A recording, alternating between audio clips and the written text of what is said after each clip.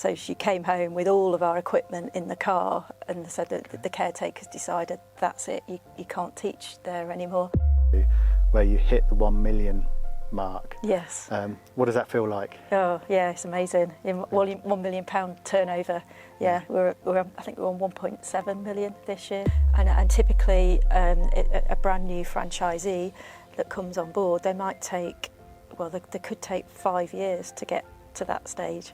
So to do it within a month. Where's the destination? What are you striving towards? I've always wanted is to make sure that I've got the work-life balance that I want with the financial rewards that allows me to do the things that I like doing. Let's meet Jo Stone. Probably one of the most unassuming people you'll ever get to know.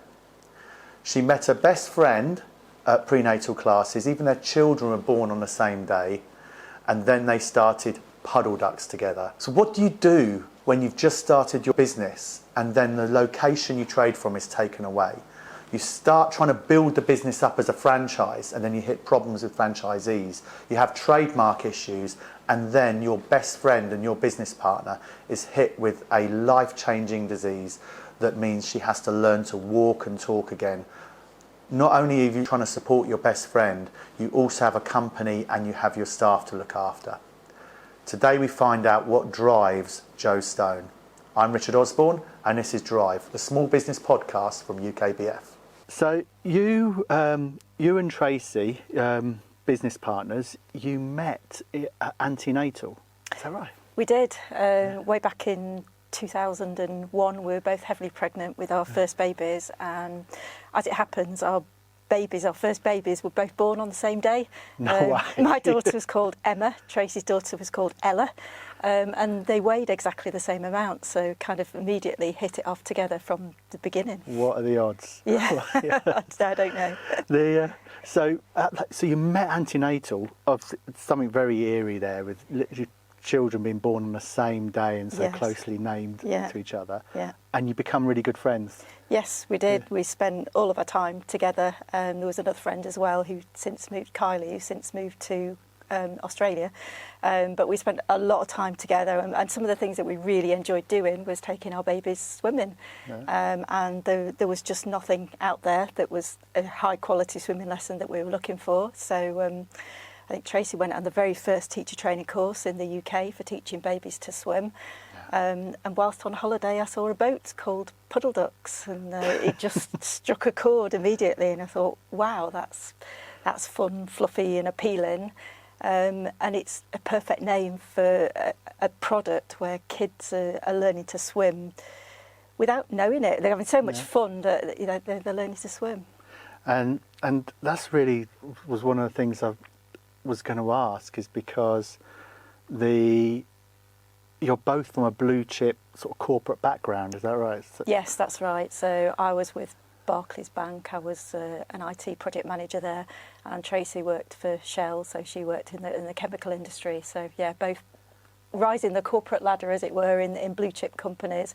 Yeah. And the arrival of these little babies made us think what we wanted to do next, and we wanted a challenge and but be able to look after the babies in the way that we wanted to do. So yeah, we decided that that's what we saw the gap in the market for the high quality lessons. I thought that's what we're going to do. How do you make that change from being in a sort of blue chip corporate, I'm making assumptions, sort of well paid environment, to then starting from the ground, really, something right at the very beginning? It was a real daunting time, and it was at the time when our babies were quite small, so I'd already made the decision to take maternity leave, obviously. And I remember finishing work at Barclays. It was 2-3 days before I actually had Emma, and I remember saying to them, well, this was in the March, I'll see you again in November, I'm going to be back in 6 months. Well, 6 months didn't happen, and then I extended the maternity leave, and then I took a career break of 2 years, and I guess that really gave me the time to decide, did I really want to do this? And I just knew that it was the right thing to do. I could see that we'd got the plans in place, and it we had the vision that it was going to work, and the confidence that it was. So yeah, it was really daunting to make that decision, but it felt like the right thing, because we knew that we could, while we were building the business up, we could we were there for our children at the time that we wanted to be, rather than. You just mentioned you believed it was going to work. You'd done the plan. You had the vision. Breaking that into the reality of anybody who started their own business, quite often they've generally gone. I went from a well-paid career to starting doing web design was my first thing, and it sounds silly looking back on it, but we went from having Heinz baked beans in the cupboard to having own brand, the low-cost supermarket ones where there was more sauce than beans in the tin scenario. These sound silly things, but like what was in our cupboards changed. We'd sold the car, so we had no means of transport. So my wife would push the pram all like about a mile down the road to the nearest shops to do shopping, and you're coming back with bags hanging off the pram. The reality can sometimes hit like a brick. Yeah, I mean, I guess for us, because Emma had just been born, we were already cutting back because I was on mat leave, and we didn't have the aspiration to go on nice holidays at the time. So I guess that's how we got around. We didn't need to, because we'd got a small baby. We were only running small cars. We didn't need anything more than that. But yeah, it is really difficult knowing that we knew we would be comfortable for the few months while we was on maternity leave, because we made those plans and had savings while we were both earning. But longer term, we didn't know that was going to be the case, and you just have to go for it. The savings starts to dwindle down and down. Yeah, and it takes time when you're running a business to start earning real money. It doesn't happen straight away. How long was that period of time for you? I would say it was at least 5 or 6 years. 5 or 6 years before you could take a decent salary. Yeah. So that's a lot. That's a long period of time. It was a long period of time. I was fortunate, and both of us were fortunate, that our husbands were both working, so the family still had income at the time. It was a big decision to make. Really, really big decision. And because you worked all your life to get to that career, to then sort of kiss goodbye to it, as it were. But those skills became very useful in sort of putting together the plan and structure for Puddle Ducks going forward. Yeah, I mean, we both use skills from our corporate careers, and you don't realise how much you gaining from that in any job, whatever you're doing, that there's transferable skills, whether it's dealing with budgets or HR, talking about performance management and all those kind of, we'd have both have had difficult decisions to have and talk to in appraisals and things like that we'd done in our professional jobs before we came to Puddle Ducks. So it's just natural for us that we would continue with all those things in our own business and treat people with the respect and that they deserve.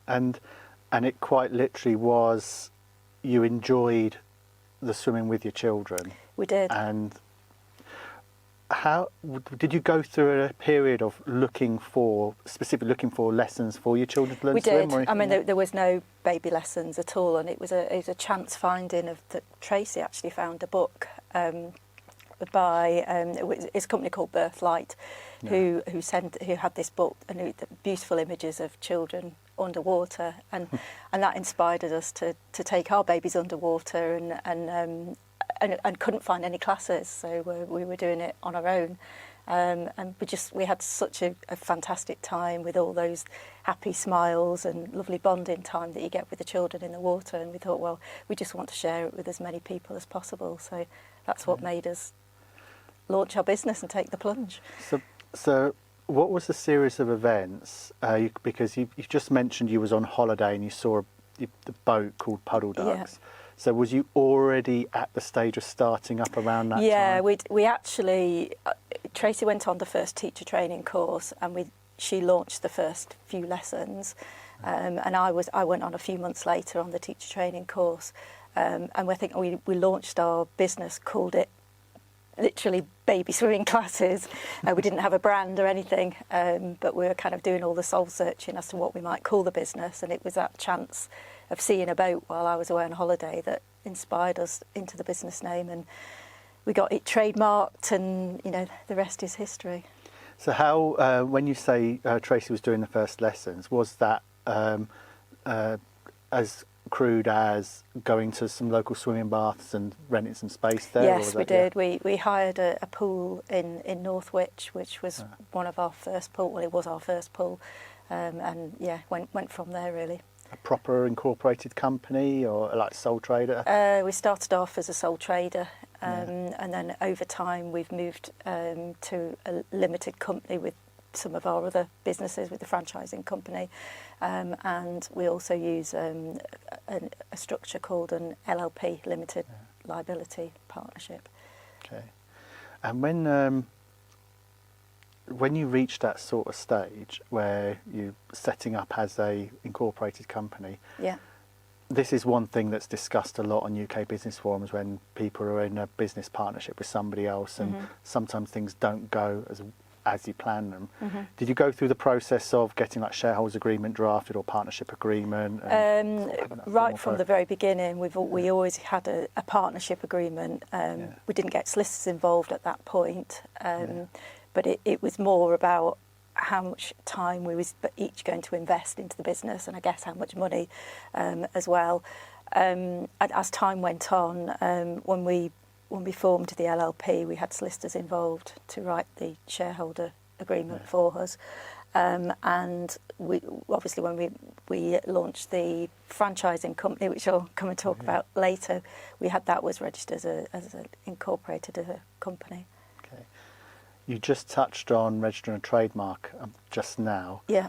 Am I right in sort of recalling around your trademark some issues happened at some point during the... That's correct, yeah. So we knew we had to trademark the name Puddle Ducks because we knew that we needed it for the business and the brand in the future. So we got it trademarked, and we didn't use any solicitors. We just copied some other... from other companies what they'd done, and use all the narrative on the trademark application.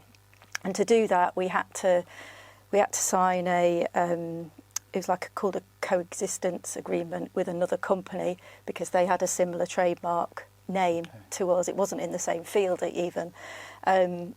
So we'd signed that so that we could get our trademark live. And what happened probably 5 or 6 years later is we wanted to redo the brand and upgrade it. And this company that we'd signed the coexistence agreement with wasn't prepared to do it, and it was totally unreasonable. So we ended up we did get some solicitors involved, and it was a kind of a David versus Goliath, massive PLC company that we were against to get it, and we did. So, it was quite interesting. So what was well, I suppose I've got two questions really.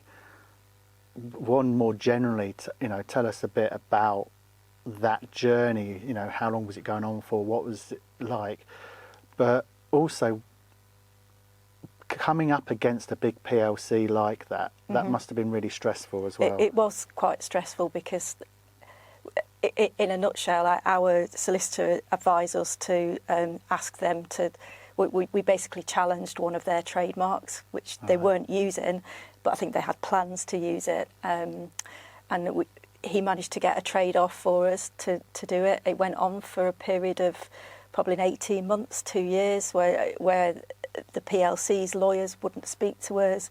It was just so frustrating. But in the end, we got our way, and at the time we'd got franchisees as well, so the trademark was incredibly important to us. We needed that trademark and wanted to rebrand to make it look like that. And fantastic it does Yeah. look. See, when I heard that, it stuck with me, just sharing a story from my earlier years.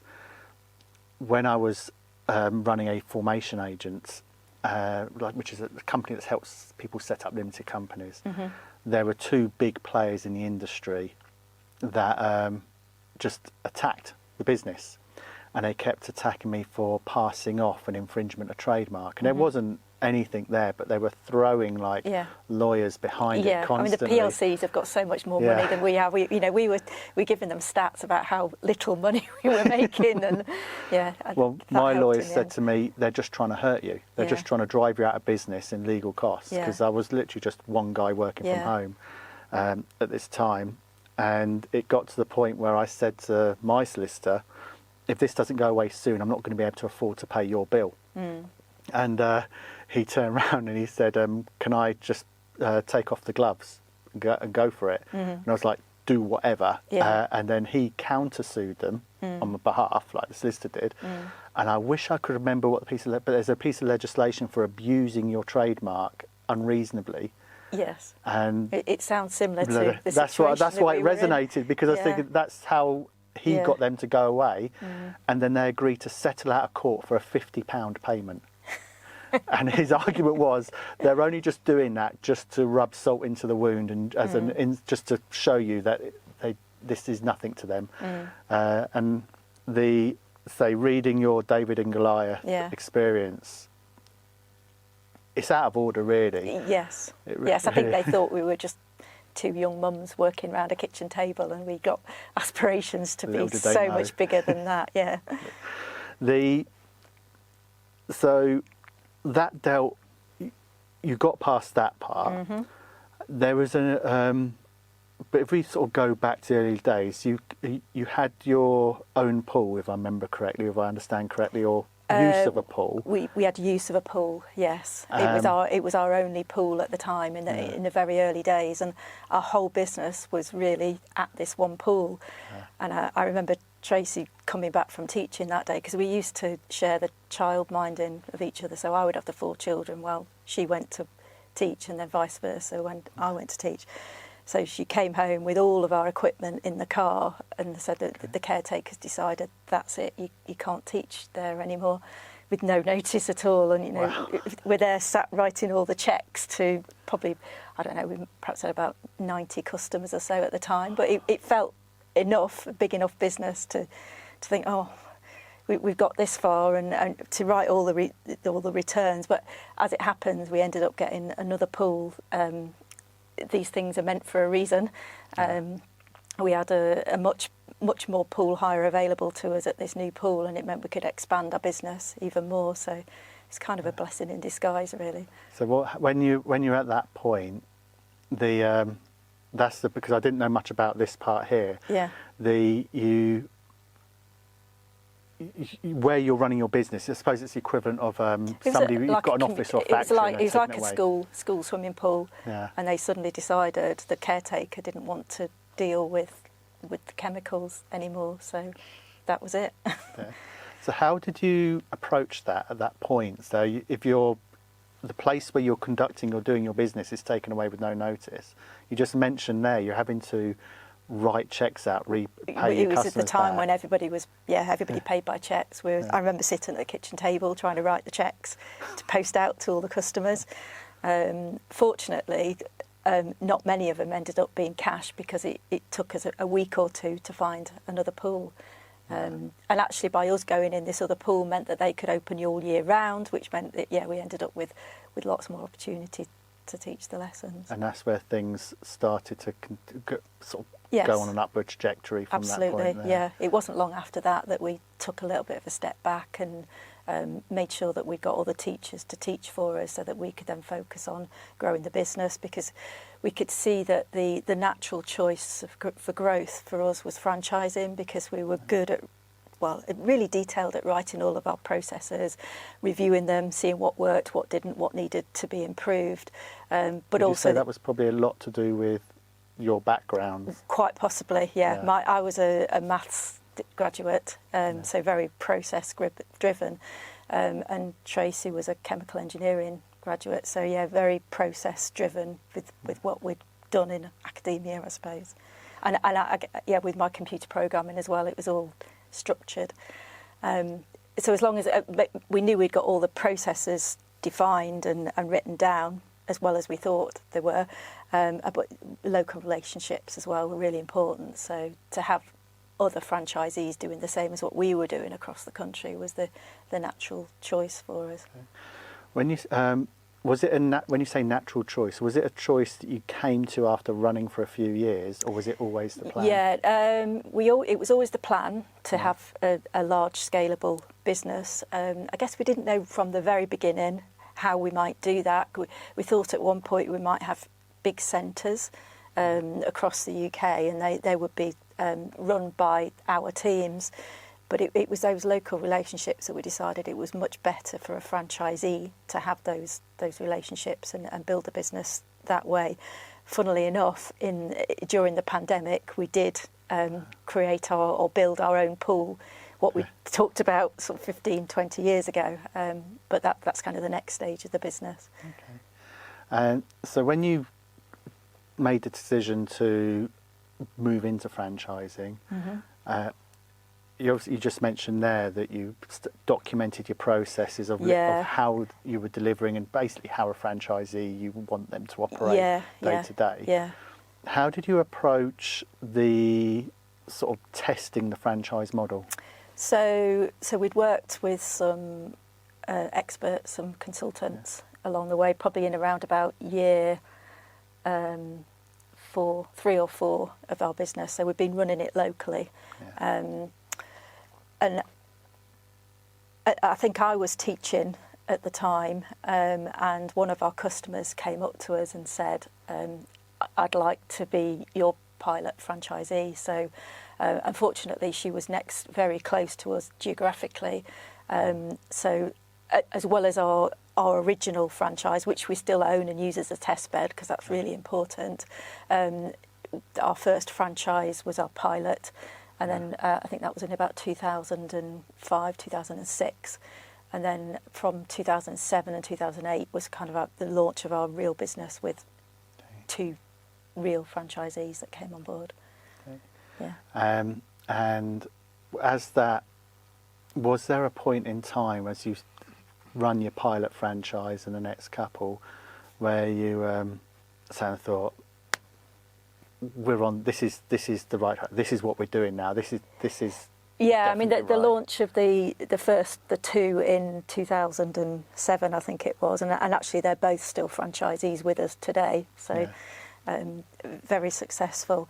We knew once we got those on board that was the way to go. We had a few teething issues with our first franchisee, who was the pilot, and I think that's quite typical. So she had operational kind of teething issues, or like.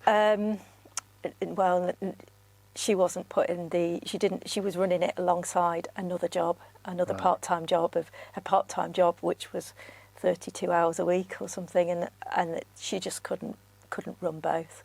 Okay.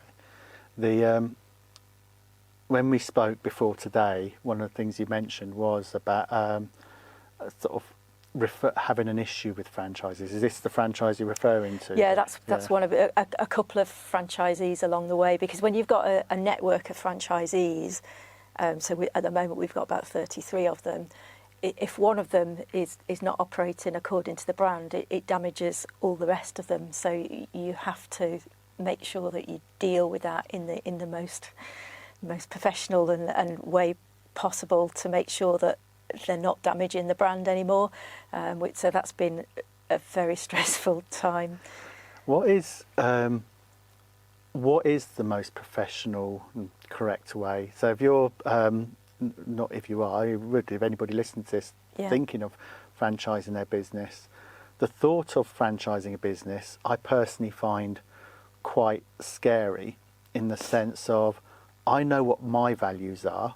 I know what how I want, the business, personal and business brand to be reflected. I know what I want people to think of me. I want people to see our business and trust it, and know what they're going to get. And the thought of getting other people around the country that could be miles away, delivering that almost as their own little businesses, Yeah. I find worrying. So what is your advice around that? Well, make sure that you've got a really strong legal agreement behind it all, backing everything up. So that's the first thing that you need in place in case you need to use it. But secondly, we've just made sure that we've documented everything in all sorts of ways. So you talk about values. Values is really, really important to us. And it would have been probably about 2009, I think, we sent a survey out to all of our franchisees and the teachers at the time and asked them, what is it that you think about working for Puddle Ducks? How do you feel about it? And what do you think the values are? Unfortunately, they came back with the same words as what we wanted to use. So it very much came from the network, but driven by us. So they very nicely fit into an acronym for us. So it's about experts, exceeding expectations, being professional, being enterprising, respecting each other, trusting each other, and being very supportive. And those values just run throughout our network. We see them, we use them to recruit against. And you see them in the way we run our business and the way our classes are run as well. So they're everywhere. And if somebody isn't reflecting that, you mentioned you have your contracts. Yes. I'm reading between the lines here that literally those contracts must have a get out kind of process, that either they pull their socks up. Yes. Yes. I mean, it's very much, it's a two-way conversation, and franchising, we're not a successful business without our franchisees and vice versa. So it's very, you rely on each other. But yeah, if somebody is not showing those brand values in whatever way, we obviously talk to them and find a way of remedying it and giving plenty of time for that to happen.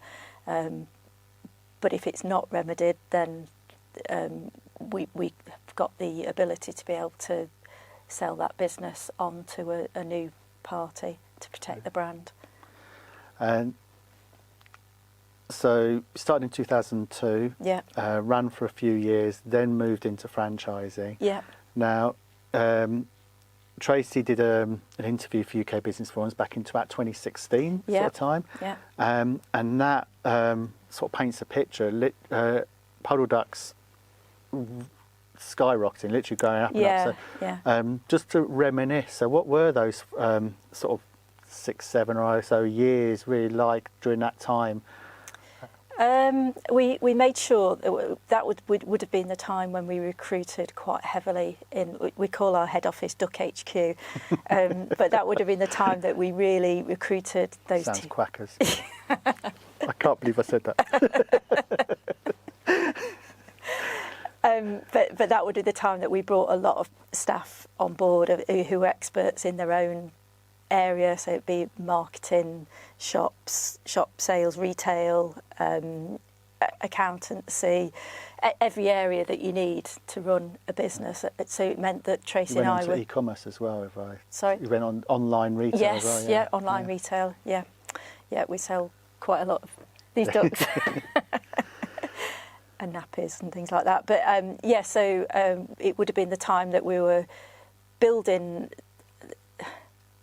everything ready to grow again. So in 2017, that's when we launched a massive IT project, which is some bespoke software, which is what all our franchisees need. And that took a number of years to develop with the developers and test, and it links with our website and everything. But that, again, during those up to the 2016 would have been time that we spent just making sure that all the building blocks were there, ready to expand and get on to the next stage. There's one particular milestone mentioned in that previous interview where you hit the 1 million mark. Yes. What does that feel like? Oh, yeah, it's amazing. In £1 million turnover. Yeah, I think we're on 1.7 million this year. So. Yeah.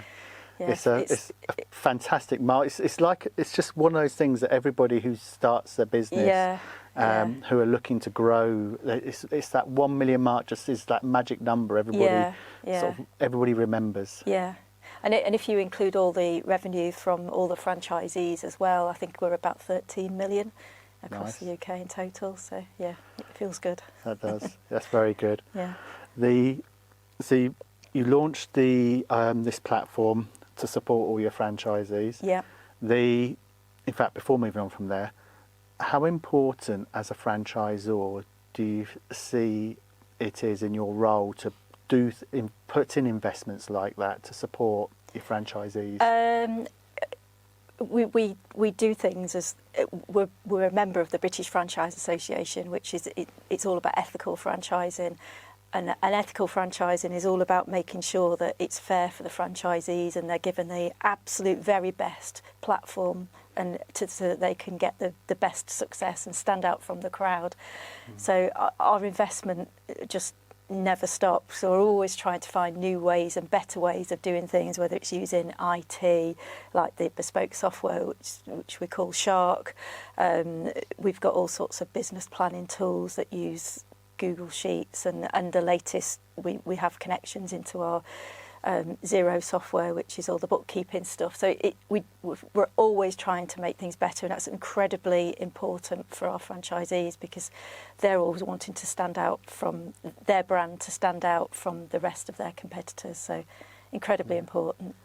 It's following on from that. It can be a bit of a minefield if somebody's looking at setting up their own, going into business themselves, and they're deciding the franchise route is the right route for me. Yeah. For whatever reasons, they feel that is the route.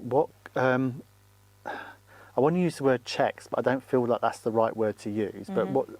But I'll stick with it. What sort of checks could somebody do to make sure they're going to be working with a franchise that does have all those ethical standards and fair processes? So working with an organisation that's part of the British Franchise Association would be a good start, because they will only let people be in their organisation. They've had all of our legal agreements checked over by lawyers and everything, so there has to be a certain standard that you meet. So that's definitely one thing to do. There's lots of awards and things that the British Franchise Association do each year, which we've regularly been award winners of, and there's other organisations. EWIF is another one, encouraging women into franchising, which again highlights good brands by awards. There's also another company called Workbus, which do an independent survey. We have our survey done annually, and it asks the franchisees lots and lots of questions about how the franchisor works with them. So it's completely independent, and if you achieve above average in all of the scores, in all of the 5 categories, you get what's called a 5-star franchisee satisfaction. And that's something that we've achieved every year for the last 10 years since it started. So again, that's another way of being quite sure that your franchisor is ethical and doing things in the right way. Okay. And you've won a lot of awards. Yes. There's quite a few. It takes a while to scroll through on your website. There was. Which one are you most proud of? I guess personally, I was the overall winner of the EWIF Women in Franchising in 2019, so that was a very exciting moment. As far as the business is concerned, obviously we've had the 10 years of the Workbus franchisee satisfaction, which is brilliant. And we've just been up for a Franchisor of the Year award. We're finalists for it with the British Franchise Association, and that's the first time we've had that. So yeah, I think the award ceremony is later on this month. So fingers crossed. Good luck. So you went, had that great growth. You hit the 1 million mark. Yeah. But then Tracy became ill. She did. Overnight, she became very ill, and then ended up in hospital. So going from being a very active person, she couldn't walk, couldn't eat, couldn't talk or do anything for herself for a long while, and she ended up being in a hospital. She stayed in hospital for 3 or 4 months, and gradually managed to learn to talk and walk again, and spent probably the next 18 months, that was in 2016, and spent probably the next 2 years or so trying to get back into the business, but it was quite difficult and frustrating for her because she wasn't able to do things in the same way as what she had done in the past. So it was a very bit difficult time for both of us. Can I ask what happened? I'm making an assumption, a stroke, but it was kind of a stroke, but it wasn't a stroke. It was a brain was being attacked by itself somehow. Okay. So it was a type of encephalitis, I think, if that's how you pronounce it. So yeah, it left her with neurological issues in terms of having to teach her brain how to do things again, which she has been able to do, but it's different to how it was before. So so in 2019 we took the decision that, and it was a really difficult one to make, that Tracy would step down from working operationally in the business. So we set up a board, invited 2 other board members onto the board alongside myself and Tracy, and so Tracy now works on the board, but doesn't work on a day-to-day basis. there's so many questions around that, so I'll try and going to the very sort of start of when that hit. Yeah. You've gone into this business together as friends together. It's one thing to have a work colleague or a work colleague you're close to, you've worked with a number of years, be taken so very ill, but also to be a really good friend. Yeah. How did that affect you? It was a really, really tough time. Really tough time. I was making sure that the business was keeping running. I was also driving up to the hospital, which was probably an hour or so away from me. I was helping making food for her at the time when she started eating again, and helping her eat it. That's the way it was. From making all the decisions together and sending hundreds of text messages each week to each other, to not being able to speak, let alone text message, was just really a shock to the system, really, because it just happened overnight. So fortunately we'd made plans, so we knew what the business was doing over the next few months and years. We'd got a team behind us, so sure that they had to step up as well. We took on a few new team members to help us get done what needed doing. It was a really, really tough time trying to support Tracy, and I spent a lot of time with her husband driving up and to and from the hospital, and I helped take her children to the swimming baths, and move them around. And you got through that. You obviously, because you're here. The bit where you then looked at creating the board in the business, that's sometimes, as any business owner, you have to make decisions with your heart sometimes, and sometimes you have to make decisions with your head, or find a balance between the two. And that in itself, would have been a very difficult, I can only imagine, difficult decision to make. But you've built up this business, and you're both wanting this business to continue to grow. So restructuring the management infrastructure and putting a board in place, I can only imagine would have been a bit of a sort of a tug on the heart decision to make as well. Very, very difficult. We both knew that we had to find a way forward that was going to work for everybody.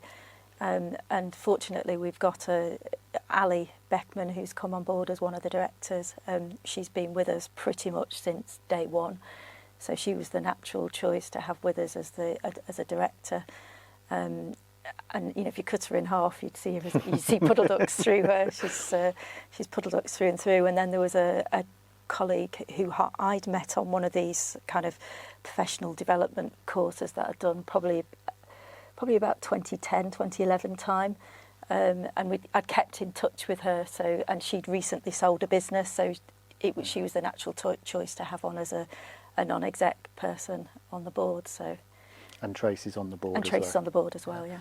So how has the business management process changed, having a board to how it was before? Everything's a lot more formalised, I suppose.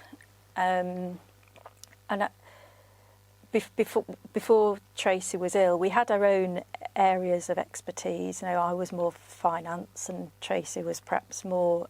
She worked a lot in the beginning on the programme for franchisees and teaching. So I guess she was kind of the ideas person. I was a bit more of the implementer and finance. But we crossed over, and those roles hadn't been formally defined. So it forced us, with Tracy's illness, to put formal roles in place. So when we set the board up, I became the managing director, and then we've got a technical director, Ali Beckman, who deals with all the swimming side of things, and then I guess Tracy and Gillian are sort of executive, non-executive directors. I'm almost scared to ask next, because from the outside, obviously Tracy's illness hitting and going through all that for a few years, then restructuring the company and having that difficult decision to make in 2019, then 2020 hits. You must have felt like it was just non-stop. Yes. So we literally set up the board. I think the first meeting was like November 2019, and then February 2020 hit with the virus coming on board. And I think March, whatever it was, we had to make the really difficult decision a few days before lockdown was announced that we would suspend classes. So but in the kind of business that you're in, that was pretty much a cut off all revenue. Yes, I think the revenue that year was a fraction of a percentage compared to what we normally had. Down to a few $100,000. You did two things really. I mean, you did what any normal person would do, and spend £750,000 investment during the pandemic. So please tell us about that. But alongside doing that, how did you structure and cope through those effectively that period of time where your revenues, you can't do public swim? Well, if I touch on the second thing first, which was it was fantastic that the government gave us the furlough scheme, because I don't think we'd be where we are today without it. We had a very small team in place. We had myself and the technical director, Ali Beckman, and then we had a finance person and a marketing person, because we realised that marketing was important to communicate with our customers who, basically have paid for these lessons up front and are leaving their money with us during the pandemic. So it was really important that we got all of our messaging right. So, and our marketing person kept in touch with newsletters and activities for our customers. But between us, the rest of us were having to do the jobs of everybody, and work out how we were going to relaunch the lessons, because the guidance was quite slow in coming out, obviously from the government, because they didn't know what was going on either. So I think it was July when the guidance came out that swimming pools could start opening, and then it took us 2 or 3 weeks to understand that guidance and put all our processes in place, so that I think the first lessons started happening again in the September time. So literally, not only were we the team that was left, we had to do what everybody would normally do, but all these new things about risk assessments and things around the virus. So yeah, it was an interesting time. So having all that to deal with, we also we invested £750,000 into the pool in Northwich, which we'd got the building was just a shell when we'd signed the agreements in February 2020. So just to pause there for a moment. Yeah. You signed the agreements, must have been literally just weeks or so, a couple of Yes, weeks before. It was before lockdown. Good, yeah. Okay. So we were. It's like, oh my God, what's going to go? Were you literally trying to find ways to get out of it? No, fortunately, because of lockdown, nothing could be done. And the building was leased to us by Cheshire West Council, and actually they were really good, and they just let us delay starting. So I think we started the build around about September of 2020 when building work was allowed to begin again. So yeah, basically they allowed us to sort of put it on hold for about 6 months, which was brilliant. And what is that investment for? So it's for a swimming pool, a bespoke swimming pool, to make sure that really, it's a lot of the challenges that our franchisees have is having enough pool time to be able to grow their business in a sustainable way. So then, instead of relying on other pool owners, if they've got their own pool, they've got all that stability there, and they can grow to fill as many lessons as they can in that pool. And I guess it kind of brings up the standards of the pool facilities that we use to the high standards of our lessons. So the idea is that we've produced that pool, built it in the same way we have done with all of other franchising things, that we prove the model, it works, so that we can then document it, which we've done and keep on doing, so that it's paving the way for franchisees to sort of do the same into the future. So when you say do the same, is this you're testing building something that then that the franchisees, you've got a template that if they wanted to do that in their area, they could? Yes, yes. So prior to us doing it, there were already 2 or 3 franchisees in our network that had done it themselves, which was very exciting for our network. And I think we've got 4 or 5 franchisees who are interested in sort of doing the initial pilot with us, to us helping them to build their own pool so that they can run their lessons more locally. Or working with finance companies and people like that to help us along the way.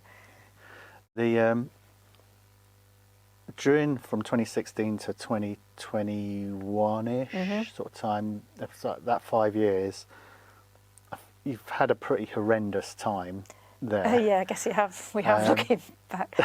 The coming out of that there now, where are you now, and what's the future looking like? I think the future looks really promising. We've got this pool build that we've done in Northwich, proven the model. So I think we launched it in August of 2021, and within less than a month we had about 800 weekly customers swimming there. And typically a brand new franchisee that comes on board, they could take 5 years to get to that stage.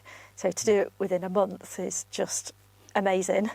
So yes, we'd want to bring more franchisees on. Potentially in the future, we might bring them on just with a pool build, so that they run classes just from that pool building.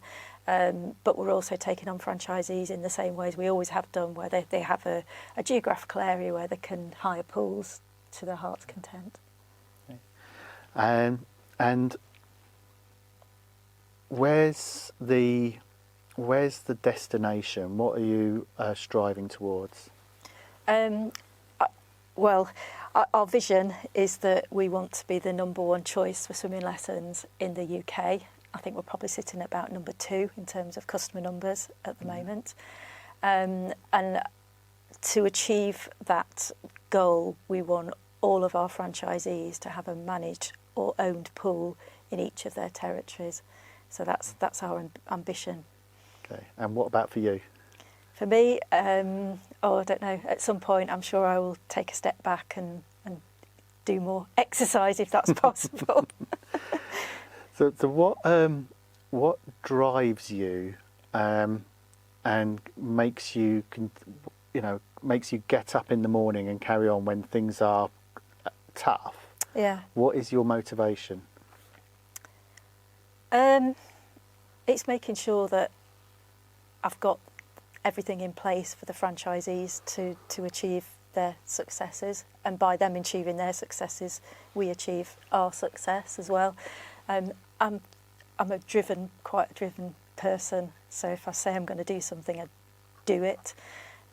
So make sure that I do my exercise every day. If I'm going for a run, I go for a run, whether it's raining, hailing, snowing, whatever. I will go and do it. And I think that it's the same in business life as well. We were going to build a pool, and we did build a pool. So yeah, I'm quite driven and I will always have these goals that set out as to what's next. The pool build being one of them. Okay. Trying to get underneath the skin of that little bit where you say if the franchisees do well, you do well. Mm-hmm. What is it about that doing well? What is it that gives you that extra edge of determination? What I suppose we're saying, what are you looking for from the do well bit? Well, I guess what I've always wanted is to make sure that I've got the work-life balance that I want with the financial rewards that allows me to do the things that I like doing. So I like doing travelling, I like going on holidays, I like spending time with my family. And I can do that because the earnings potential is there. And similarly for the franchisees, so that they're looking, typically the franchisees that come on board, they're professional women who are looking for a challenge, but that they're looking not only for the financial rewards, but they're also looking for the feel-good factor of giving children that skill and that life skill that they need. Our mission is that we want, at Puddle Ducks, we want every child to enjoy the water, to swim beautifully, to respect the water, and be great at swimming. And that's why our standards are so high and our approach is unique. Last sort of three little questions. Mm-hmm. Well, it's one question, three answers. If you was sat in front of somebody looking at taking a step into running their own business, mm-hmm. what three pieces of advice would you give them? Well, I'd definitely do a really solid business plan with some numbers in it and spreadsheets, and make your mistakes on paper rather than in real life. Make sure that you've got a team throughout surrounding you, so that's the support team that you've got at work and outside of work. So my husband's always been very, very supportive of what's gone on. So yeah, having that support network is really important. And I guess getting the expertise where you need it. There's a certain amount of things that you can do yourself, but sometimes you need to get that expertise in, and it's worth paying for it. Even though it seems expensive at the time, if you don't, it comes back to bite you, like we've found out. Very wise advice. Yeah. And then lastly, how would you like to be remembered? Oh, that's a tricky one. As a nice person, but that's not, that's rubbish. You can't say that, can you? You've just said it. Yeah. As somebody who's enabled lots of people to get out of life what they want to. Yeah. Yeah. That's very good. Thank you, Jo, for sharing your story. Thank you very much. It's a pleasure.